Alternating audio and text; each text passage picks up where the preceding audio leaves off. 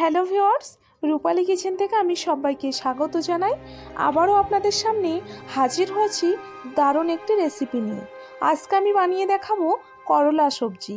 খুব কম সময়ে ঝটপট করলা বানিয়ে নেওয়া যায়। আর করলা আমরা বিভিন্নভাবে বিভিন্ন স্টাইলে ঘরে বানিয়ে থাকি, কিন্তু আজকে আমি যেভাবে আপনাদেরকে বানিয়ে দেখাবো এটা একদমই আলাদা আর খেতে ভীষণ ভালো লাগে। আর ছোটরা করলা সবজি অনেকে আছে পছন্দ করে না, বড়রাও অনেকে আছে যে তিতোর কারণে কিন্তু করলাটা অনেকে পছন্দ করে না। কিন্তু আজকে যেভাবে আমি আপনাদেরকে বানিয়ে দেখাবো খেতে ভীষণ ভালো লাগে, আর তিতো তো একদমই লাগবে না। তো চলুন আজকে করলা সবজি আপনাদেরকে বানিয়ে দেখাই। তো করলা সবজি বানিয়ে নেওয়ার জন্য এখানে আমি 3 পিস নিয়েছি বড় সাইজের করলা। এবার আমি 2 সাইডে এইভাবে কেটে নেব।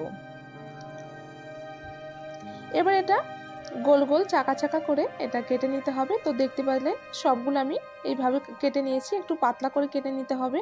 আর এটা আমি আগের থেকে ধুয়ে রেখেছিলাম, তার জন্য আমি আর ধুয়ে নেব না। এবার একই সঙ্গে দিয়ে দিচ্ছি 1 চামচ লবণ, 1 চামচ হলুদের গুঁড়ো। এই দুটো উপকরণ দেওয়ার পর ভালো করে হাত দিয়ে মিক্সড করে নিতে হবে। আর এটা আমি 10 মিনিটের মতো এটা রেস্টে রেখে দেব। তাতে করে কিন্তু করলা থেকে করলার ভিতর যে পানিটা আছে তো সেই পানিটা কিন্তু ভালোভাবে বেরিয়ে আসবে। তো 10 মিনিট পর আমি ফিরে এসেছি, আর দেখতে পাচ্ছেন অনেকটা কিন্তু নরম হয়ে এসছে, যেহেতু এর মধ্যে লবণটা অ্যাড করেছিলাম। এবার আমি 2 হাত দিয়ে এইভাবে চেপে আমি এবার এই রসটা বার করে নেব। এর গায়ে যে এক্সট্রা পানি আছে সেটা বেরিয়ে যাবে, আর তিতো ভাবটা কিন্তু অনেকটা কমে আসবে। তো 2 হাত দিয়ে এইভাবে চিপে রসটা বার করে নিতে হবে। তো এবার আমি এগুলো তেলে ফ্রাই করব। তো এখানে একটা কড়াই বসিয়ে দিয়েছি, আর কড়াইয়ের মধ্যে দিয়ে দিয়েছি সরিষার তেল। আর তেলটা একটু বেশি পরিমাণে দিয়ে দিয়েছি, তার কারণ আমি পুরো সবজিটা এই তেলেই বানিয়ে নেব, তার জন্য একটু বেশি দিয়ে দিয়েছি। আর এই করলা সবজি কিন্তু বন্ধুরা সরিষার তেলে বেশ ভালো লাগে, তার জন্য সরিষার তেলটা ব্যবহার করবেন। এবার আমি এটা লাল করে ভেজে নেব, একটু সময় লাগবে লাল করে ভেজে নিতে। তো দেখতে পাচ্ছেন কালারটা কিন্তু অনেকটা চেঞ্জ হয়ে এসেছে, আর এটা পুরোপুরি ভাজাও হয়ে গেছে। এবার আমি একটা ছাঁকনির সাহায্যে এইভাবে সেকে তুলে নিচ্ছি। তো একই তেলে আমি দিয়ে দিচ্ছি গোটা জিরা 1 চামচ। একই সঙ্গে আমি দিয়ে দেব ধনিয়া। এখানে আমি গোটা ধনিয়া একটু হামানদিস্তাতে গুঁড়িয়ে নিয়েছিলাম, 1 চামচ দিয়ে দিলাম। আর 1 চামচ দিয়ে দিলাম মৌরি, গোটা মৌরি। তো করলা সবজিতে কিন্তু মৌরিটা অবশ্যই দেবেন। একই সঙ্গে দিয়ে দিলাম কালো সরিষা 1 চামচ। আর মৌরিটা দেওয়ার কারণ হচ্ছে অনেকটা ফ্লেভারটা ভালো আসে, আর মৌরিতে খুবই ভালো লাগে এই করলা সবজিতে। কাঁচা লঙ্কা কুচি দেওয়ার পর দিয়ে দিচ্ছি পেঁয়াজ কুচি। তো পেঁয়াজ এখানে বড় সাইজের 2 পিস নিয়েছি, আর এটা একটু বড় বড় করে কেটে নিয়েছি। আর একই সঙ্গে 2 পিস রসুনের কলি কুচি করে নিয়েছি। পেঁয়াজের পরিমাণ কিন্তু একটু বেশি রাখতে হবে বন্ধুরা, আর এইভাবে কিন্তু লম্বা লম্বা করে কেটে নিতে হবে। আর পেঁয়াজটা বেশি ভাজলে হবে না, জাস্ট একটু নরম করে ভেজে নিতে হবে। তো পেঁয়াজটা নরম হয়ে আসলেই আমি বাকি মশলাগুলো দিয়ে দেব। তো এবার আমি দিয়ে দিচ্ছি লবণ, কারণ লবণটা আমি আগে ইউজ করেছি, তার জন্য স্বাদ মতো দিয়ে দেবেন বন্ধুরা। একই সঙ্গে দিয়ে দিলাম হলুদের গুঁড়ো, একই সঙ্গে দিয়ে দিচ্ছি কাশ্মীরি গুঁড়ো লঙ্কা 1 চামচ, একই সঙ্গে 1 চামচ দিয়ে দিলাম ধনিয়া পাউডার। আর শুকনো সবজিতে কিন্তু ধনিয়া পাউডারটা ভীষণ পরিমাণে যায় আর কি, ভালো লাগে, তার জন্য অবশ্যই দেবেন। তো এবার আমি এভাবে নাড়িয়ে চাড়িয়ে এটা ভেজে নেব। আর মশলাটা যাতে না পুড়ে যায় তার জন্য অল্প একটু পরিমাণে আমি পানি অ্যাড করে দেব, জাস্ট অল্প একটু পানি কিন্তু অ্যাড করে দিতে হবে। আর পুরো সবজিটা কিন্তু আমি পানি ছাড়া বানাবো, তার জন্য পানিটা বেশি দেবেন না। তো দেখতেই পেলেন আমি পানিটা কতটা দিয়েছি।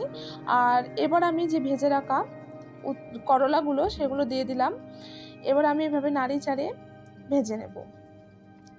একটু এভাবে নাড়িয়ে চাড়িয়ে একটু ভেজে নিলে তারপরে দিয়ে দিতে হবে মৌরি পাউডার করে নিয়েছি। এখানে মৌরিটা আমি এটা মিক্সিতে পাউডার বানিয়ে নিয়েছি, গোটা মৌরি। আর মৌরি কিন্তু অবশ্যই দেবেন বন্ধুরা, এখনও বলছি আগেও বললাম, কারণ করলার সবজিতে কিন্তু প্রচণ্ড পরিমাণে ভালো লাগে মৌরিটা। আর আমি এখানে 10-12টা চীনাবাদাম একটু ভেজে নিয়েছিলাম, তারপর একটু মিক্সিতে পাউডার বানিয়ে নিয়েছি।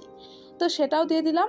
আর অবশ্যই কিন্তু এই বাদামটা দেবেন, এটার কিন্তু ফ্লেভারটা খুবই ভালো আসে আর খেতেও অসাধারণ লাগে। আর আমি একই সঙ্গে দিয়ে দিয়েছি আমচুর পাউডার 1 চামচ, আর একই সঙ্গে দিয়ে দেবেন 1 চামচ চিনি। তাতে করে কিন্তু তিতো ভাবটা অনেকটা কমে যাবে আর বেশ কিন্তু ভালো লাগবে।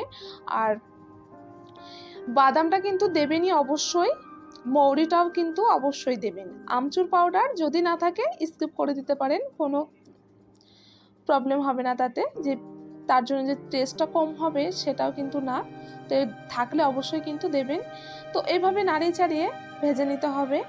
আর কোনো রকমের পানি ইউজ করলাম না, একদমই পানি ছাড়া আমি একদম শুকনো করলাটা বানিয়ে নিয়েছি। খেতে কিন্তু ভীষণই ভালো লাগে আর তিতো ভাবটা কিন্তু অনেকটা পরিমাণে কমে যায়। তো এবার আমি এটা সার্ভ করে নেব। তো এখানে একটা প্লেটের মধ্যে নিয়ে নিয়েছি। আর হ্যাঁ, যেসব বাচ্চারা করলা সবজি পছন্দ করে না, যারা তিতো, তার জন্য হয়তো বড়রা অনেকে পছন্দ করে না, তিতো খাবো না, কিন্তু বন্ধুরা এইভাবে যদি বানিয়ে নেন, এটা কিন্তু তিতো অতটা মনে হবে না, তিতো ভাবটা অনেকটা কমে যায় আর ভীষণ পরিমাণে ভালো লাগে এটা খেতে। তো সবাই কিন্তু করলা সবজি বানিয়ে থাকে সিম্পলভাবে, কিন্তু আমি আজকে একটা অন্যরকমভাবে করলা সবজি বানিয়ে দেখিয়েছি। অবশ্যই ট্রাই করবেন। আর এটা ভাত রুটির সঙ্গে বেশ ভালো লাগে, তো আমার কাছে বেশি ভাতের সঙ্গে ভালো লাগে, তার জন্য অল্প একটু ভাত নিয়ে নিয়েছি আর নিয়েছি করলার সবজি। তো আমি এবার একটু টেস্ট করে দেখে নেব। আর এভাবে আপনারাও কিন্তু ঘরে বানিয়ে নেবেন। আর আজকের এই ভিডিও কেমন লেগেছে রেসিপিটি কমেন্ট বক্সে জানিয়ে দেবেন আর চ্যানেলটি প্লিজ সাবস্ক্রাইব করে দেবেন। আজকের মতো বিদায় নিচ্ছি, ধন্যবাদ।